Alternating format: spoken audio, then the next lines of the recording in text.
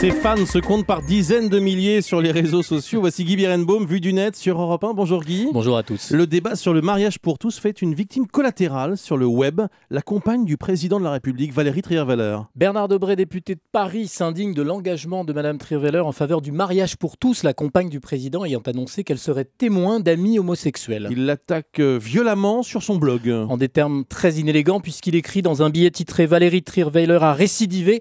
Madame Trierweiler, première dame autoproclamée, qui n'est que la maîtresse du président de la République. De quoi se mêle-t-elle? À quel titre a-t-elle parlé? Quand on est dans sa position après les bourdes qu'elle a déjà faites, il eût été préférable qu'elle se tue. Bernard Debré maîtrise aussi bien la concordance des temps qu'il est misogyne. Très classe. Comment ont réagi les internautes? En dehors de quelques excités qui profitent de chaque occasion pour critiquer le mariage pour tous, Valérie Trierweiler ou les deux, il y a de la gêne.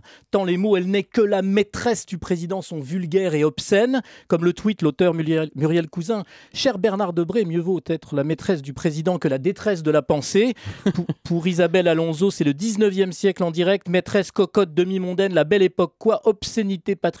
Du coup, Bernard Debré commente lui-même sous son billet et ajoute « Selon le Larousse, le terme maîtresse désigne une femme avec laquelle un homme a des relations sexuelles en dehors du mariage. Il ne s'agit donc pas d'un jugement de valeur, il s'enfonce tout seul. » Valérie Trierweiler a-t-elle réagi? Elle a tweeté ces quelques mots à ses plus de 180 000 abonnés. « Cette chose enivrante qu'est la liberté, Carmen, Opéra Bastille. » Oula. Alors c'est la scène 5 de l'acte 2 du Carmen de Bizet qui est jouée à l'Opéra Bastille jusqu'au 29 décembre, Bruce.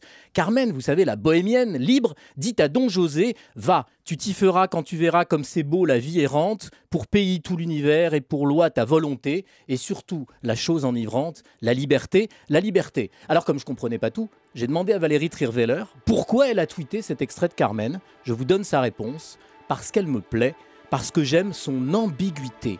La liberté, l'ambiguïté, ça doit pas dire grand-chose à Bernard Debré. Merci Guy Birenbaum. Europe 1, 7h25. Laurent Ruquier.